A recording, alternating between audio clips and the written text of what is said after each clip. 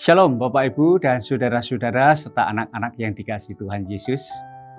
Sungguh bersyukur saat ini kita boleh bertemu kembali di dalam program Sapaan Gereja Kristen Jawa Manahan. Tentu kita semua berharap bahwa kita dalam keadaan sehat, semangat, dan penuh berkat. Sebelum kita bersama-sama belajar kebenaran firman Tuhan, mari kita berdoa terlebih dahulu. Bapa kami ada di surga, sungguh kami bersyukur berterima kasih Tuhan untuk kesempatan yang telah berikan kami pada saat ini. Terima kasih untuk setiap berkat, kasih, rahmat, anugerah, pertolongan, penyertaan-Mu, bahkan kebaikan dan kemurahan-Mu yang boleh Kau nyatakan di dalam setiap kehidupan kami. Terima kasih saat ini kami boleh belajar kebenaran firman-Mu. Kiranya Roh Kudus-Mu menolong, menuntun kami untuk boleh menjamah setiap kami, hati, pikiran, dan iman kami, sehingga kami mampu untuk membaca, mendengar, merenungkan, menghayati, bahkan melakukan di dalam kehidupan sehari lepas hari, sehingga kami boleh Engkau jadikan saluran berkat bagi banyak orang lain. Di dalam nama Tuhan Yesus kami berdoa. Firman Tuhan yang mendasari kebenaran firman Tuhan saat ini terambil di dalam surat Filipi pasal yang kedua, ayat yang kelima, yang menyatakan kepada kita demikian. Hendaklah kamu dalam hidupmu bersama menaruh pikiran dan perasaan yang terdapat juga di dalam Kristus Yesus. Seringkali di dalam setiap kehidupan kita, ketika kita berada di dalam pergumulan, persoalan dan permasalahan, kita seringkali mengeluh. Kita seringkali bersungut-sungut. Kita seringkali menyalahkan keadaan. Bahkan kita seringkali mengkambing hitamkan orang. Dan pernah juga tidak terlepas, kita juga menyalahkan Tuhan. Inilah sebuah persepsi yang salah dan tidak benar di dalam hidup kita, untuk kita boleh memahami tentang rencana dan kehendak Allah di dalam kehidupan kita. Kita berkeinginan bahwa di dalam setiap kehendak rencana Tuhan yang terjadi di dalam kehidupan kita itu berjalan tidak ada masalah, tidak ada ujian, tidak ada halangan, tidak ada tantangan. Pokoknya keinginan kita, kehendak rencana Tuhan itu kalau bisa berjalan dengan aman dan tidak ada sesuatu yang mengganjal di dalam kehidupan kita. Tetapi perlu kita ingat di dalam kebenaran firman Tuhan, di dalam Yesaya 55 ayat 8 dan 9. Di situ Tuhan mengingatkan kepada kita bahwa rancanganku bukanlah rancanganmu, jalanku bukanlah jalanmu. Demikianlah firman Tuhan.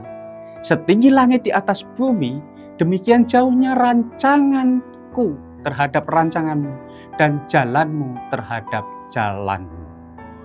Bapak, Ibu, Saudara, serta anak-anak yang dikasihi Tuhan, rancangan Tuhan bukanlah rancangan kita. Jalan Tuhan bukanlah jalan kita. Tetapi kita tahu bahwa rancangan Tuhan itu pasti membawa sebuah kebaikan di dalam setiap kehidupan kita.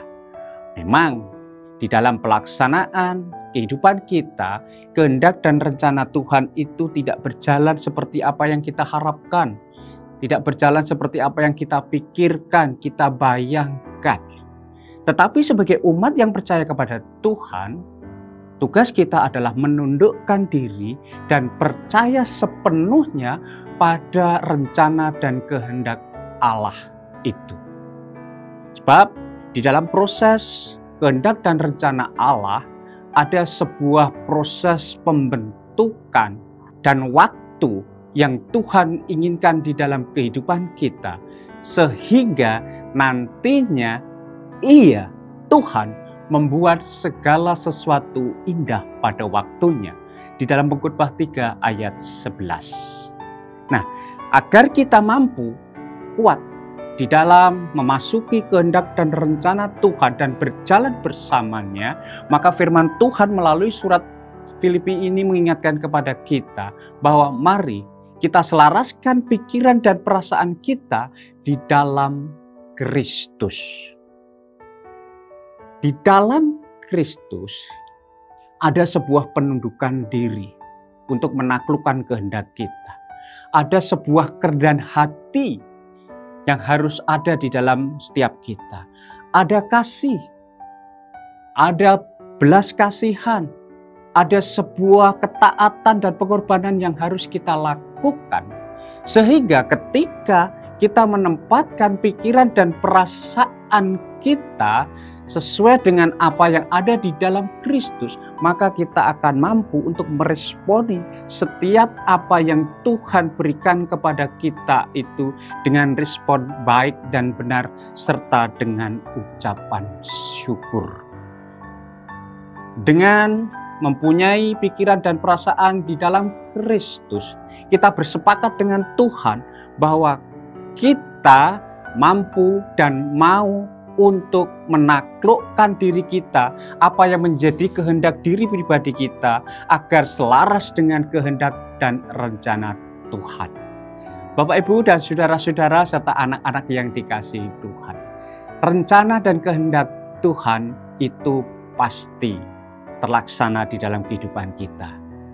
Kehendak dan rencana Tuhan itu pasti membawa sebuah kebaikan, karena itulah yang dimaui Tuhan.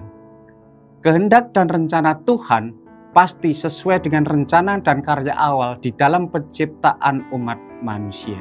Oleh sebab itulah, ketika kita mau menempatkan Kristus dan menempatkan pikiran dan perasaan kita di dalam kehidupan Kristus, pasti kita akan dimampukan untuk senantiasa menjalani, menikmati setiap karya proses yang dilakukan Tuhan di dalam kehidupan kita untuk mendapatkan sukacita, damai sejahtera di dalam setiap kehidupan kita.